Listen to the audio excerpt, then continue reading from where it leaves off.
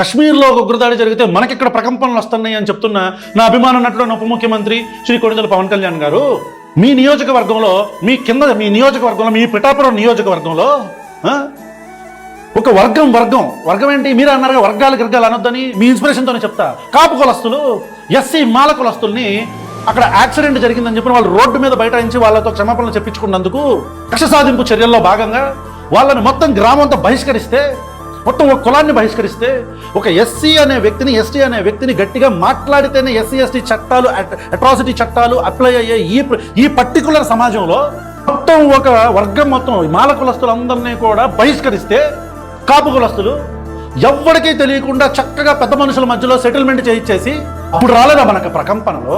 మన నియోజకవర్గంలో ఉండే మన అందాన్ని ఎవరికి చూపించమా మనం ప్రపంచానికి? ఇది ఎక్కడ హిపోక్రసీ?